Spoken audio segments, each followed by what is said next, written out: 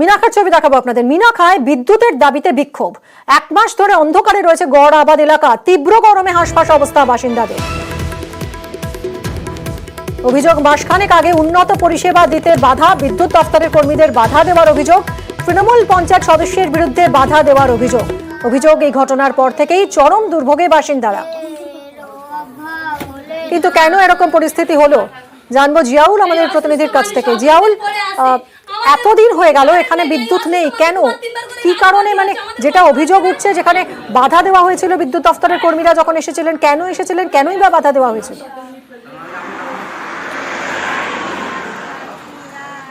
দেখো, বাধা দেওয়ার অভিযোগ, অর্থাৎ এলাকার যে তৃণমূল পঞ্চায়েত সদস্য তার জমি দিয়ে নাকি সেখান থেকে পোল গেছে, সেই পোল তিনি আর বসাতে দেবেন না।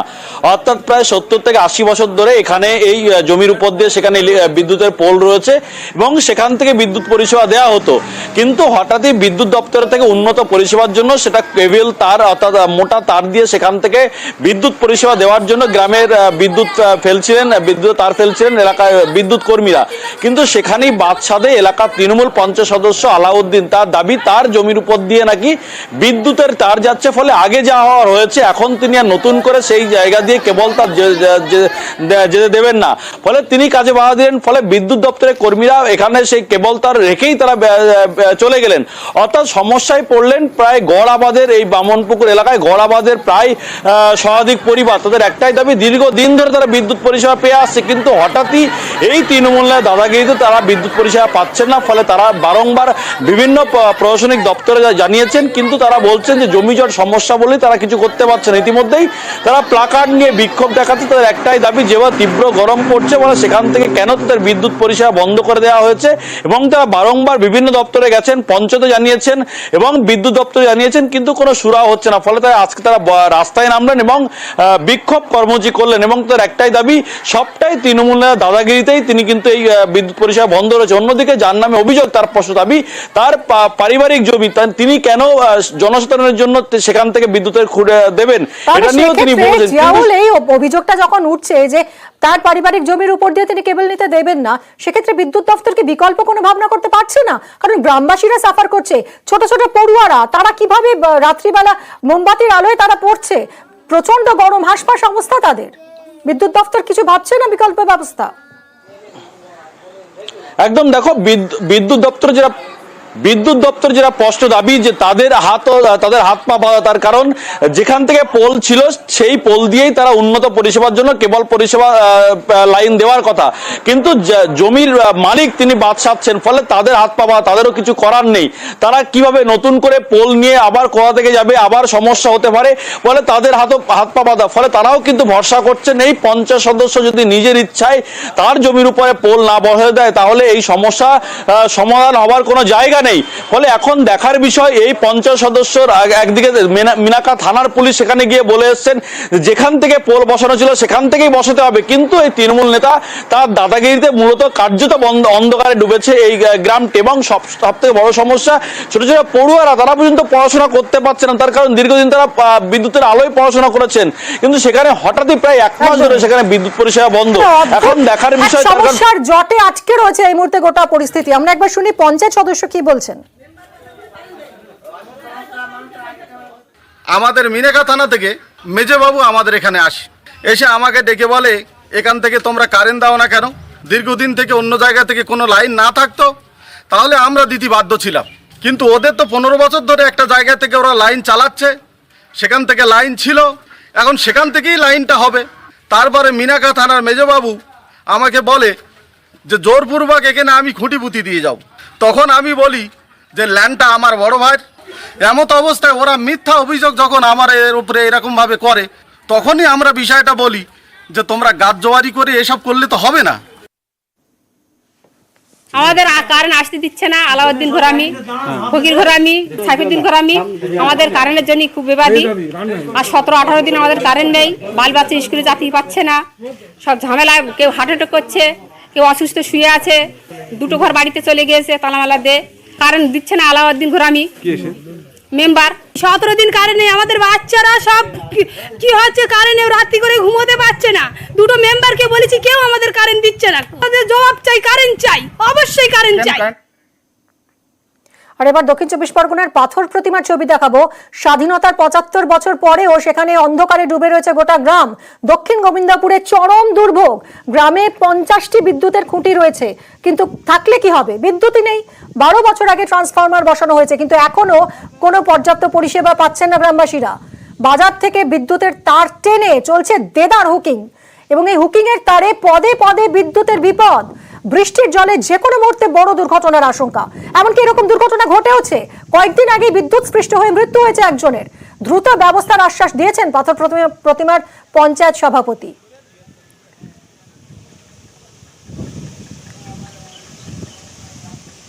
বিশ্বজিৎ আমাদের প্রতিনিধির সঙ্গে কথা বলবো। বিশ্বজিৎ, এটা একটা মারাত্মক পরিস্থিতি যেরকম দেখা যাচ্ছে, মানে গ্রামবাসীরা হুকিং করে বিদ্যুৎ নিচ্ছেন, অথচ কোনো হেলদোল নেই প্রশাসনের। এই জট কিভাবে খুলবে?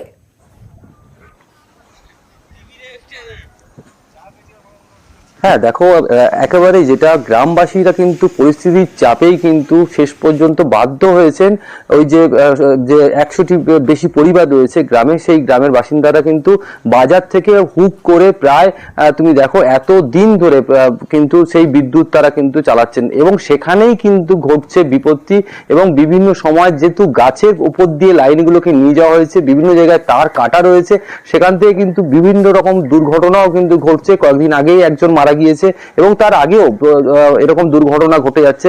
ওরা গ্রামবাসীদের যেটা অভিযোগ, বারে বারে প্রশাসনের দ্বারস্থ হয়েছে, পঞ্চায়েত থেকে শুরু করে বিডিও অফিস, ইলেকট্রিক অফিস, সমস্ত অফিসকে জানানোও মানে কোনো রকম কিন্তু কাজ হয়নি। হ্যাঁ, কাজ হয়েছে, তবে কাজটা কি, 12 বছর আগে 50টির মতো খুঁটি দেওয়া হয়েছে, ইলেকট্রিক পোস্ট দেওয়া হয়েছে।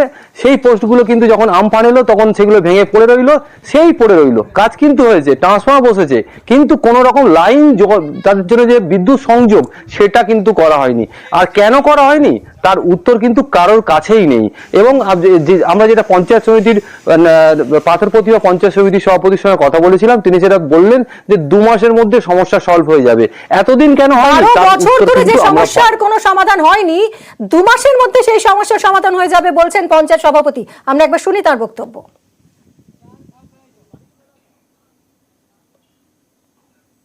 সঙ্গে আলোচনা করেছি, তো আমাদের স্থায়ী সমিতির মিটিংয়েও এটা উঠেছে, এবং আমরা চেয়েছি যে ওটা খুব তাড়াতাড়ি 1 মাস 1.5 মাসের মধ্যেই ওটা যতটা সম্ভব আমরা কমপ্লিট করার চেষ্টা করব, ওখানে যাতে সবাই মিটার পেয়ে ভালোভাবে এটা বিদ্যুৎটা ব্যবহার করতে পারে, যাতে না হুকিং করতে হয় মানুষকে।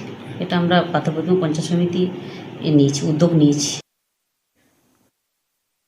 আমফানে সব ভেঙে তছনছ হয়ে গেল, তারপরে আর আসেনি কারেন্ট সার্চ করতে, আমাদের হুক করে কারেন্ট জ্বালতে হচ্ছে।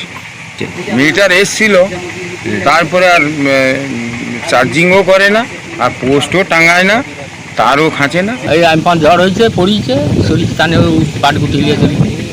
আর তাহলে এখন কিভাবে কারেন্ট চালান? এখন আমাদের এইখান থেকে হুক মেরে তার লেগে গিয়ে প্রতিদিন একজন মারা গেল। কারেন্টটা এমন আছে, আমাদের এদিকে লাইনটা দিচ্ছে না, যদিও পোস্টটা পুঁতে দিয়ে গেছে, তাও আমফান জোরে ভেঙে গেছে, তাও এসে সাইজ করে দিয়ে যায়নি। 15-20 বছর আপনারা এইভাবেই চলছে? হ্যাঁ, এইভাবে চলছে। পশ্চিম মেদিনীপুরের ঘাটালে শিলাবতীর ফুটব্রিজ নিয়ে চাপানুতর, প্রভাব খাটিয়ে ফুটব্রিজের জায়গা বদল, তৃণমূল ব্লক সভাপতির বিরুদ্ধে অভিযোগ উঠছে। বিক্ষোভে ঘাটালের নিমতলার বাসিন্দারা, অভিযোগ অস্বীকার করেছেন ঘাটালের তৃণমূল নেতা সুকান্ত। আমাদের প্রতিনিধির সঙ্গে কথা বলবো। সুকান্ত, ঠিক কি অভিযোগ উঠছে তৃণমূল নেতার বিরুদ্ধে, কি করেছেন তিনি?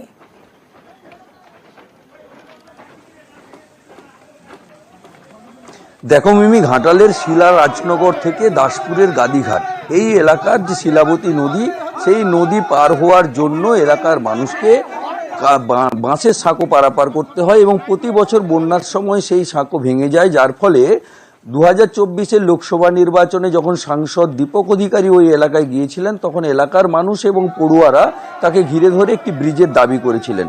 সেই এলাকার মানুষের কথা মাথায় রেখেই সাংসদ দীপক অধিকারীর চান, এবং ঘাটাল বীরসিংহ উন্নয়ন পর্ষদ তহবিলের 2 কোটি টাকা ব্যয়ের একটি ফুটব্রিজ তৈরি করার সিদ্ধান্ত হয়। সেই সিদ্ধান্তর পরেই এলাকার মানুষ কিন্তু তারা বলছেন যে গাদিঘাট নয়, নিমতলা এলাকায় ওই ফুটব্রিজ তৈরি করতে হবে। তার ফলে তারা আজকে বিক্ষোভ দেখান এবং শুধু বিক্ষোভ না, তারা রাস্তা অবরোধও শুরু করেন।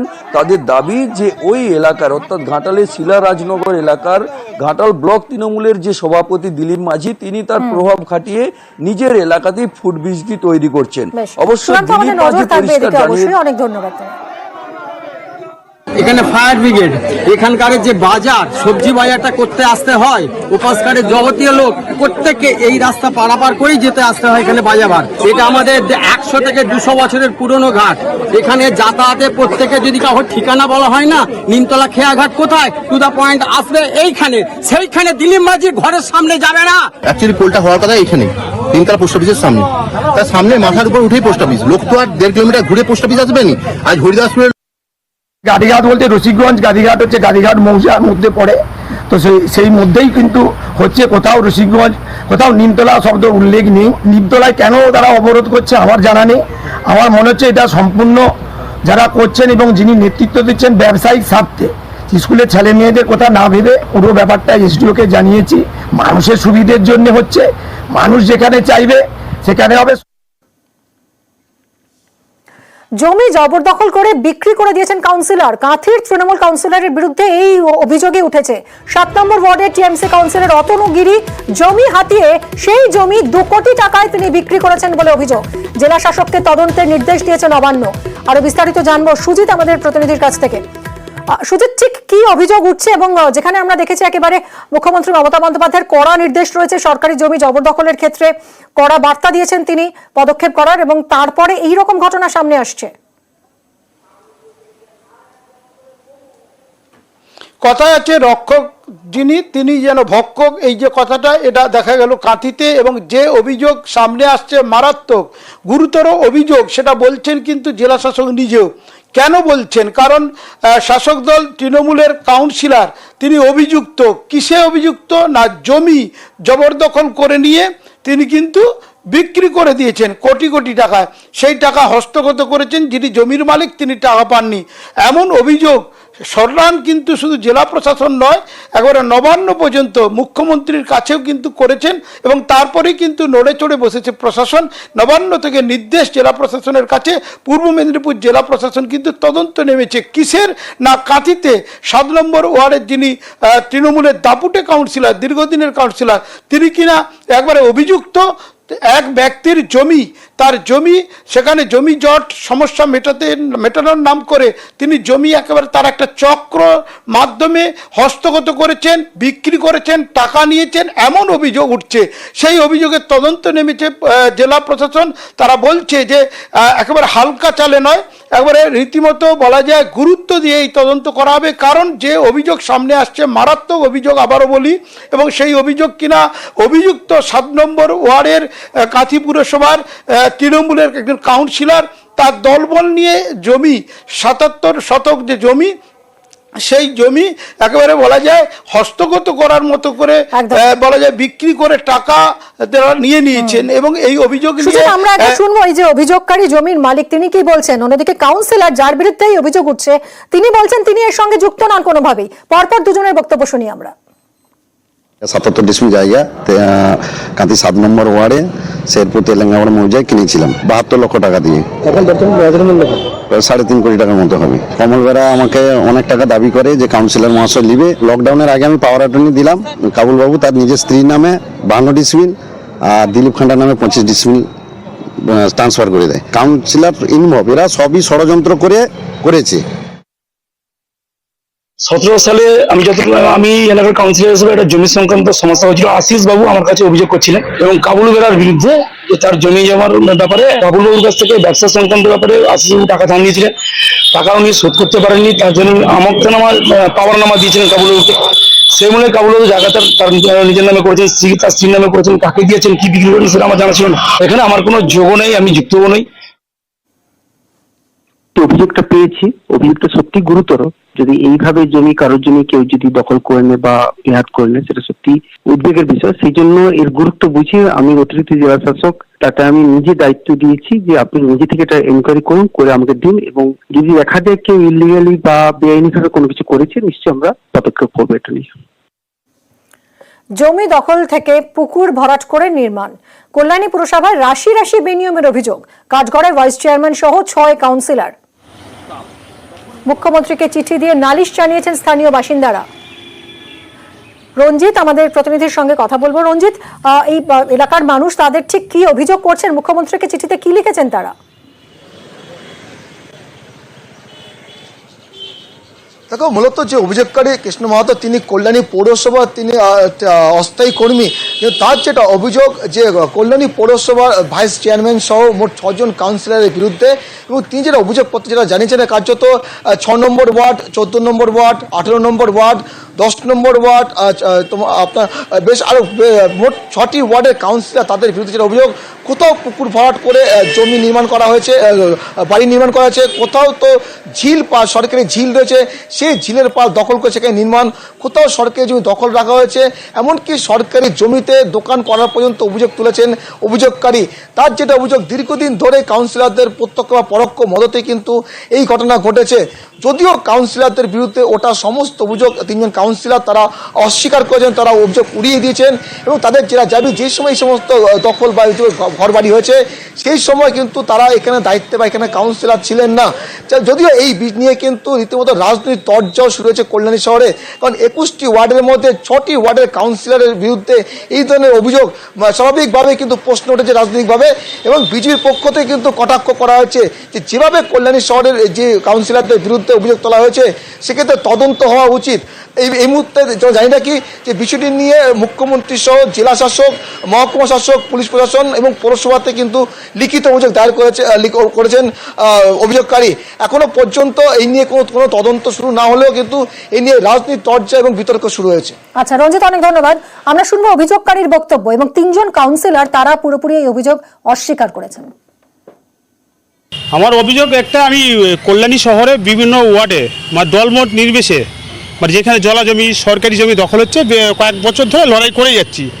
বিভিন্ন দপ্তরে আমি তার আগেও জমা দিয়েছি, কিন্তু এবার দেখলাম আমাদের সব মুখ্যমন্ত্রী নিজেই উদ্যোগ নিলেন, বললেন সারা বাংলা জুড়ে যে হারে জলা জমি, সরকারি জমি দখল হয়ে যাচ্ছে, আমি চাই মুখ্যমন্ত্রীর কাছে এটাই আবেদন করি, এই জমিগুলো যেন উদ্ধার করা, সরকারি সম্পত্তি, যেহেতু সরকারি সম্পত্তি এইভাবে দখল হয়ে যাচ্ছে, এটা আমার কাছে খুব খারাপ লাগছে।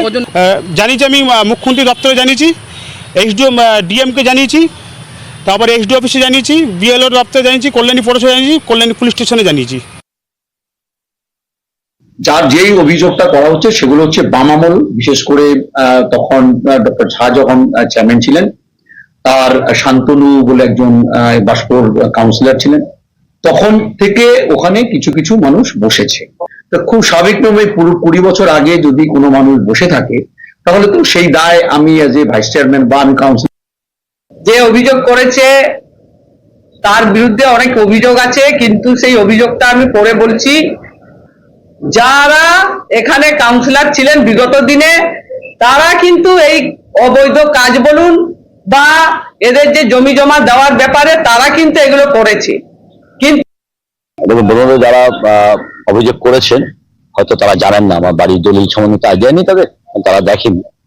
যখন ইউনিভার্সিটি এডুকেশন ডিপার্টমেন্ট বিক্রি করে বাড়ি আমাদের সবাইকে, তখন বলেছিল যে আপনি ইউজ করুন, ব্যবহার করতে পারেন, কারণ যেহেতু এখানে কোনো ভাবে না, ইউজ করতে পারেন, পারবেন ইউজ করুন, কিন্তু বিল্ডিং বানাবেন না। তো আমরা দেখতেই পাচ্ছেন কোনো বিল্ডিং, এই গ্যারেজ ঘরটা করা হয়েছে, এটা আমার জমি, পরিবারের জমির মধ্যেই রয়েছে। যদি কোথাও কোনো বিল্ডিং কনস্ট্রাকশন এক্সট্রা করে থাকে, যা বলবেন, যে শাস্তি দেবেন সেটা মাথা রাখবেন।